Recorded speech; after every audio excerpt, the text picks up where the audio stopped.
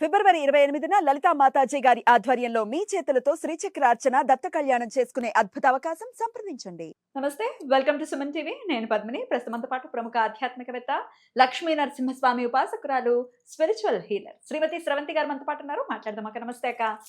నమస్తే పద్మిని. అక్క, ఒక ధర్మ సందేహం.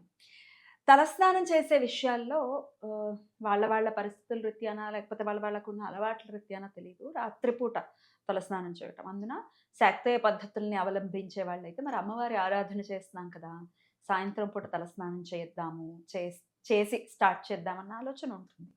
కొంతమంది పూజ చేసినప్పుడల్లా ఖచ్చితంగా తలస్నానం చేయాలి అనే థాట్ ప్రాసెస్లో ఉంటారు. వీటన్నిటిని ఒకసారి చెప్పండి. అట్లాగే పీరియడ్స్ విషయంలో కూడా అయిన వెంటనే, అది అర్ధరాత్రి అయినా కూడా వెంటనే తలస్నానం చేసేస్తారు. అది కూడా ఒకసారి మనం మాట్లాడుకుందాం. చెప్పండి.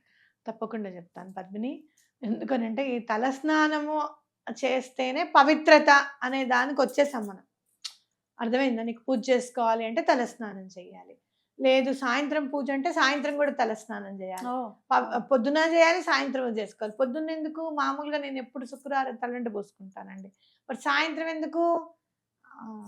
దుంపల దీపం పెడుతున్నాం కదా అమ్మవారికి, అందుకని తలస్నానం చేస్తున్నాం. అట్లా కాదు, సుమంగళిగా ఉన్నప్పుడు అసలు తలస్నానంతో సంబంధం లేదు అని శాస్త్రం చెప్తుంది.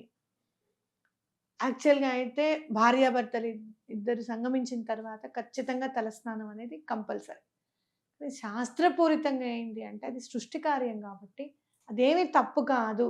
కాబట్టి మీరు తలస్నానం చెయ్యక్కర్లేదు అనే చెప్తుంది శాస్త్రం. ధర్మం ఉందని. కాబట్టి ధర్మానికి సంబంధించింది ఏమన్నా మనం చేస్తున్నాము అని అంటే ఆ రోజు మనం అక్కర్లేదు, మనం చేయాల్సిన అవసరం లేదు. లేదండి, మాకు అసలు చేయండి, మా మనసు అనేది లేదు మాకు అని గనక అనిపిస్తే గనక పవిత్రో అన్న శ్లోకం చదువుకోండి. లేదు అవన్నీ గుర్తుకు లేదంటే పుండరీకాక్ష అని నీళ్లు జల్లుకుంటే స్నానంతో సమానము అని చెప్పచ్చు. అంటే ఆ నామానికి ఎట్లా ఉంది అని అంటే ఎలాంటి దోషమైనా కూడా పరిహరిస్తాడు స్వామి అని చెప్పి మనకి అర్థం చేసుకోవాలి మనం. రాత్రిపూట తలస్నానం చేయడం వల్ల ప్రాబ్లమ్స్ ఏంటో చూద్దాం. జనాలకి విపరీతమైన ఎలర్జీస్ పట్టుకున్నాయి ఇప్పుడు, because of the air.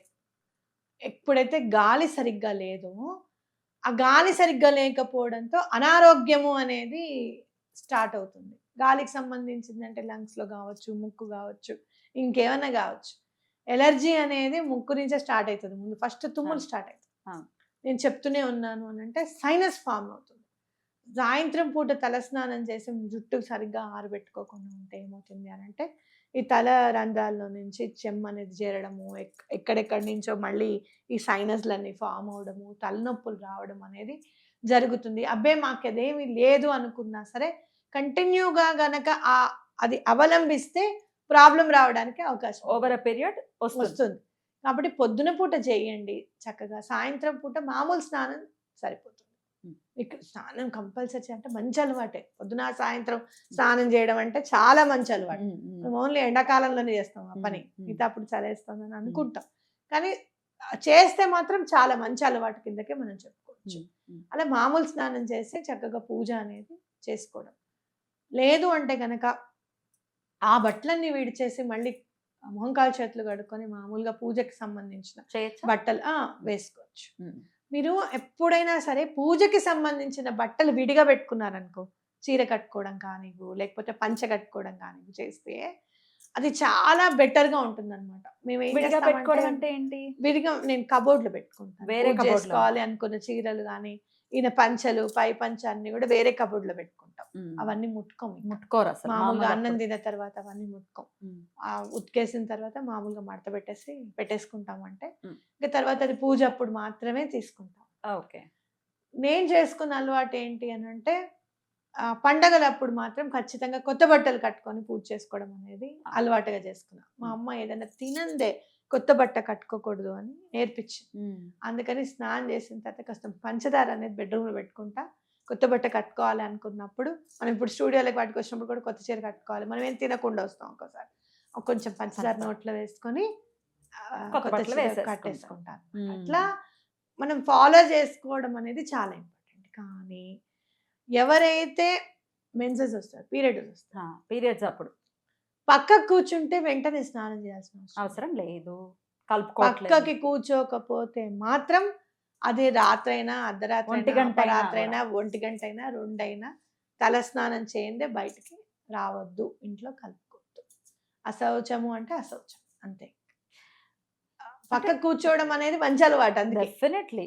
Definitely. రెండింటికి మీకేమైనా దూరంగా కనబడింది అనుకోండి, చక్కగా మామూలుగా ఒక దుప్పటి ఇవ్వండి అని చెప్పి మీరు తెల్లవారేదాకా ఆ దుప్పటి మీద ఉండి పడుకొని కలుపుకోవడం అనేది కంపల్సరీ అన్నప్పుడు ఇంకా ఆ దుప్పటిని కూడా వాష్ చేసేసి తెల్లవారు స్నానం చేయడం అనేది ఓ పద్ధతి. ఏమండో మీరు చెప్పారు కాబట్టి నేను చేసేసాను తలస్నానం, విపరీతమైన జలుబు వచ్చేసింది. నేను ఒక్కొక్కసారి ఈ జలుబుల వల్ల బ్లడ్లో ఇన్ఫెక్షన్ కూడా స్టార్ట్ అయిపోయి హాస్పిటలైజ్ అయిన వాళ్ళు కూడా ఉంటారు. అమ్మ బాబోయ్! వైరల్ ఇన్ఫెక్షన్స్ ఎట్లా ఉంటాయి, అవి తగ్గాల్సిందే.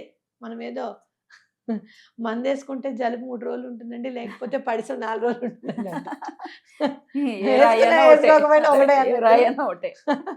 అందుకని అలా ఉంటే గనక పక్కకు కూర్చొని చక్కగా ఏ 2ంటికో మీకు కనిపించింది, వాళ్ళు మిగతా వాళ్ళందరూ లేచేదాకా 6 అయ్యేదాకా కూర్చొని, లేదంటే పడుకొని దుప్పటేసుకొని ఆ తర్వాత పొద్దున్నే లేచి తల స్నానం చేసి కలుపుకోవడం అనేది ఓ పద్ధతి.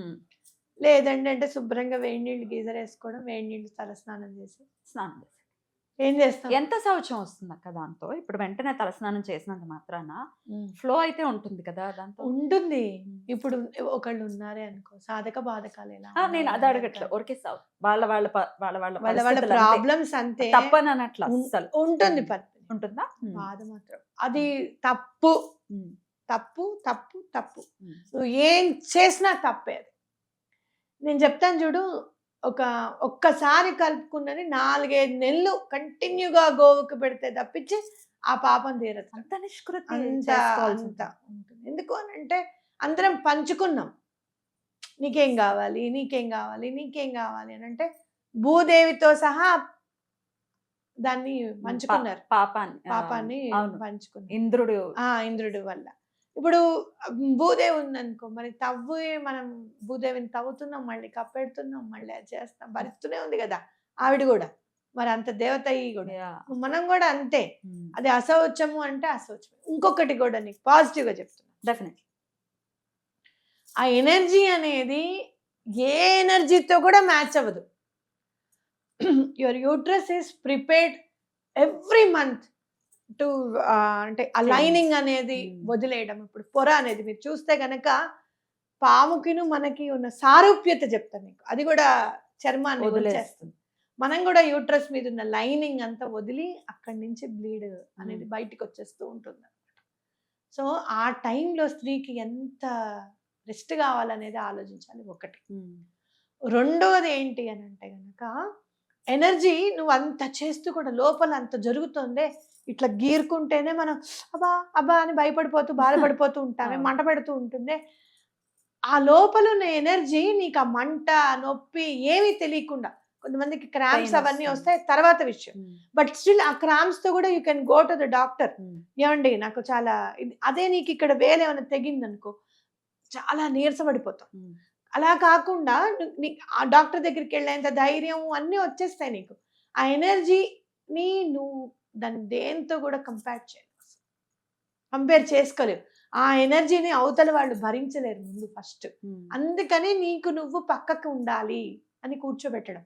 ఇంకోటి పూజలప్పుడు, అలాగే ఏదైనా గుడికి వెళ్ళాల్సి వచ్చినప్పుడు మీకు డేట్ వస్తే బాధపడద్దు. Your inner energy is cleansing you. అరే గుడికి వెళ్ళాల్సినప్పుడు పూజ చేసుకుంటే కానీ కర్మ పరిపక్వం అవ్వదు అంటే కనుక, లేదు నీ ఇన్నర్ ఎనర్జీ నేనున్నాను, ఈ కర్మ పరిపక్వం చేసేస్తున్నాను, నువ్వేం బాధపడకు అని చెప్పి నీ బాడీనే నీకు చెప్తుంది. ఆడవాళ్ళగా పుట్టడం అదృష్టం. ఎందుకు అని అంటే కర్మ పరిపక్వం చేసుకోవడానికి మన బాడీనే ప్రతి నెల మనకి సహకరిస్తుంది, అవునా కాదా? కాబట్టి ఇలా పక్కకి కూర్చోమనడము అనేది తప్పు కాదు. ఆ ఎనర్జీని అలైన్మెంట్ చేసే ఎనర్జీ ఏది లేదు కాబట్టి మనకి పక్కకు కూర్చోండి అని చెప్పారు. మన మంచికే చెప్పారు. మనని అంటరాని వాళ్ళగా చూడలేదు, మనని కించపరచలేదు. పొరపాటున కూడా మేము అలానే వెళ్ళిపోతాం, మేము దేవి దేవతల దగ్గరికి వెళ్ళిపోతాం, మేము గుళ్ళకి వెళ్ళిపోతాము అనే మాటలు పొరపాటున కూడా నమ్మకండి. ధర్మాన్ని పాటించండి. ధర్మాన్ని పాటిస్తే ఆ ధర్మమే మిమ్మల్ని రక్షిస్తుంది అనేది నమ్మండి. చాలా చక్కగా తెలియజేశారక్క, కృతజ్ఞతలు. అయితే ఇవి ఎట్లా చెప్పగలరు ఆధ్యాత్మికవేత్త కదా అంటే మైక్రోబయాలజీ చేశారు ఆవిడ. Science science student student. నాకు చాలా ఇంట్రెస్ట్ కూడా. అంటే ఇక ఆల్మోస్ట్ ఒక జ్వరం వచ్చినా ఏం చేసినా కూడా టక టక టక ప్రిస్క్రిప్షన్ వచ్చేస్తుంది. యాంటీబయాటిక్స్ తో సహా నాకు ఇంట్రెస్ట్. అంటే అసలు ఈ ప్రాబ్లం ఎందుకు వచ్చింది, దీన్ని అనలైజ్ చేద్దాము అనేది ఎందుకు వచ్చింది అని అంటే, మా అమ్మగారు మా నాన్నగారు వెళ్ళిపోయిన తర్వాత, అరే మనకి ఈ ఆలోచన ఉండుంటే గనక మనం డాక్టర్తో మాట కాపాడుకునే మాట్లాడే వాళ్ళమే, కాపాడుకునే వాళ్ళమే, అప్పుడు ఈ ఆలోచన మనకి ఎందుకు రాలేదు, ఇలాంటివన్నీ అనిపిస్తాయి అనమాట. అందుకని నెమ్మది నెమ్మదిగా అన్ని ఇంట్రెస్ట్ కొద్దికి చదవడం అనేది నేర్చుకున్నా, అది గుర్తుండిపోతుంది. అంతకు మించి ఇంకేం లేదు. అద్భుతంగా తెలియజేశారక్క, కృతజ్ఞతలు. నమస్తే. నమస్తే.